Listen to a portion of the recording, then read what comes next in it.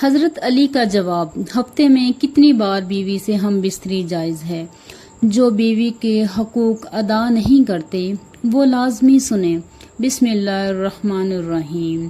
ناظرین، آج کی ویڈیو ایک اہم موضوع پر ہے، یعنی میاں بیوی کے تعلقات پر۔ میاں بیوی دو خاندانوں کے رابطے کا سبب بھی ہوتے ہیں اور رابطوں کے ٹوٹنے کا سبب بھی ہوتے ہیں۔ میاں بیوی راضی ہوں تو خاندان چلتا ہے، اگر میاں بیوی راضی نہ ہو تو خاندان ایک دوسرے کے دشمن بن جاتے ہیں۔ آج کی ویڈیو میں آپ کو بتائیں گی کہ شوہر کو بیوی کے پاس کب کب جانا چاہیے۔ انشاءاللہ سننے والوں کے لیے یہ ویڈیو نہایت فائدہ مند ہوگی۔ انسان دو چیزوں سے مل کر بنتا ہے، روح اور جسم سے۔ روح نہ ہو تو جسم بیکار، اور روح ہو اور جسم نہ ہو تو روح کسی کام کی نہیں رہتی۔ انسانی جسم کی کچھ ضرورتیں ہیں، انسانی روح کی بھی کچھ ضرورتیں ہیں۔ روح کی غذائیت روحانیات میں ہے۔ بندہ نیک کام کرے، رب کی مان کر چلے، بے چین روح کو اقرار دینے کے لیے اللہ تعالیٰ کو یاد کرے، اس کا ذکر کرے، یقیناً اس سے روح خوش ہوگی۔ روح کے علاوہ جسم بھی ہے، جس کو گرمی لگتی ہے، اس کے علاوہ ٹھنڈ ہے۔ لوگ پنکھا چلاتے ہیں، اے سی چلاتے ہیں اور جسم کو راحت ملتی ہے۔ جسم کو سردی لگے تو آگ جلائی جاتی ہے، رضائیاں لی جاتی ہیں، کمبل اوڑھا جاتا ہے۔ اسی طرح جسم کو بھوک لگتی ہے اور پیاس بھی لگتی ہے۔ بھوک لگے تو انسان کھانا کھاتا ہے، پیاس لگے تو پانی پیتا ہے، جسمانی ضرورتوں کو پورا کرتا ہے۔ جس طرح انسانی جسم کو بھوک پیاس لگتی ہے، اسی طرح انسانی فطرت میں اللہ تعالیٰ نے شہوت بھی رکھی ہے۔ کچھ لوگ جسم کی آگ بجھانے کے لیے حرام کاریاں کرتے ہیں، کچھ لوگ بھٹک جاتے ہیں اور کچھ ایسے بھی ہیں جو جسم کی ایمان کی طرف حفاظت کرتے ہیں اور کسی غلط کام کی طرف نہیں جاتے۔ وہ شادی کرتے ہیں اور زندگی سنت کے مطابق گزارتے ہیں۔ بعض لوگ روحانیت کی طرف جائیں اور پھر بیوی کو بھول جاتے ہیں، اور بعض دنیاوی کاموں میں لگ جاتے ہیں، تب بھی بیوی کو بھول جاتے ہیں۔ یہ بات ٹھیک نہیں ہے۔ اسلام میں رہبانیت والا دین نہیں ہے۔ اسلام زندگی کے ہر موڑ پر رہنمائی کرتا ہے۔ اسلام بیوی کے حقوق کا بھی خیال کرتا ہے۔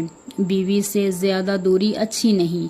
پیارے دوستو، ایک عورت حضرت عمر رضی اللہ تعالیٰ کی خدمت میں حاضر ہوئی اور عرض کیا: امیر المومنین، میرا شوہر دن کے وقت روزہ رکھتا ہے اور شام کا وقت عبادت میں گزار دیتا ہے، کچھ اسے سمجھائیں۔ حضرت عمر رضی اللہ تعالیٰ اس عورت کا لطف شکوہ اور شکایت نہ سمجھ سکے کہ عورت کیا کہنا چاہتی ہے۔ عورتوں کو اگر شوہر کی شکایت بھی لگانی ہو تو انہیں یہی اسلوب اپنانا چاہیے، لطف پیرائے میں اپنی بات کرنی چاہیے، خاوند کا سارا کٹا چٹا نہیں کھولنا چاہیے، شکایت ایسی ہو کہ شوہر محسوس بھی نہ کرے۔ بہرحال حضرت عمر رضی اللہ تعالیٰ عورت کی بات سن کر سوچنے لگے کہ عورت کیا کہنا چاہ رہی ہے۔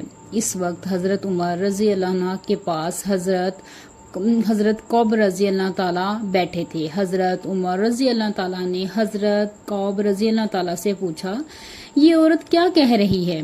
آپ نے فرمایا: یہ عورت شوہر کا گلہ کر رہی ہے کہ اس کا شوہر اسے وقت نہیں دیتا، یعنی رات اس کے پاس نہیں گزارتا، اس کی جسمانی ضرورت پوری نہیں کرتا، رات عبادت میں گزار دیتا ہے اور دن روزہ رکھ کے گزار دیتا ہے۔ آپ نے اس کے شوہر بلایا اور پوچھا: تم بیوی کو وقت کیوں نہیں دیتے؟ شوہر نے عبادات کا تذکرہ کیا اور آپ نے فرمایا: بیوی کو وقت دو۔ حضرت قعب رضی اللہ تعالیٰ نے اس سے کہا: آپ ہر 3 دن بعد بیوی کے پاس جایا کریں۔ بیوی کا بھی حق ہے، عبادت اپنی جگہ، بیوی اپنی جگہ، دونوں چیزیں ساتھ ساتھ لے کر چلیں۔ اسی طرح کا ایک اور واقعہ حدیث شریف میں آتا ہے جسے امام بخاری نے نقل کیا۔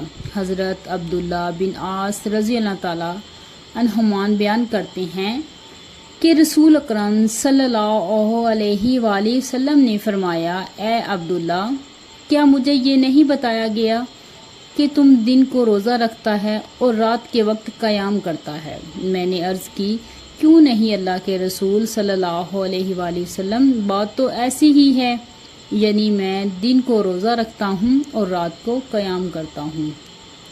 نبی صلی اللہ علیہ وآلہ وسلم نے فرمایا، تم ایسا نہ کرو، بلکہ روزہ بھی رکھو اور افطار بھی کرو، یعنی کبھی چھوڑ بھی دیا کرو اور قیام بھی کیا کرو اور سویا بھی کرو، اسی لیے کہ تیرے جسم کا تجھ پر حق ہے، تیری آنکھ کا بھی تجھ پر حق ہے اور تیری بیوی کا بھی تجھ پر حق ہے۔ دیکھیں، اسلام بیوی کا حق بتا رہا ہے، اسلام آنکھ کا بھی حق بتا رہا ہے اور اسلام جسم بھی حق بتا رہا ہے۔ اسلام یہ سب حقوق بتا کر عبادت کی طرف بھی توجہ دلا رہا ہے۔ کبھی روزہ رکھو، کبھی افطار کرو، اسلام میانہ روی والا دین ہے۔ اسلام بتا رہا ہے کہ خامند پر بیوی کا یہ حق ہے کہ خامند اس کے پاس رات بسر کرے۔ ابن قدام جنبالی رحمۃ اللہ علیہ فرماتے ہیں، جب کسی مرد کی بیوی ہو تو اس پر لازم اور ضروری ہے کہ اس کے پاس کوئی عذر نہیں تو وہ 4 راتوں میں سے ایک رات اس کے پاس بسر کرے۔ یہاں 2 باتیں اہم ہیں، ایک وہ لوگ جو گھر سے دور ہیں اور دوسرے وہ گھر کے قریب ہیں، ان کے لیے کیا حکم ہے؟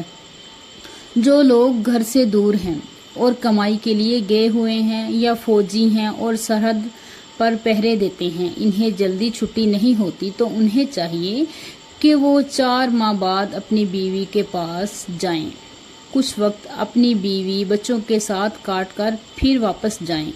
اس کی مثال حضرت عمر رضی اللہ عنہ تعالیٰ کے دور سے ملتی ہے۔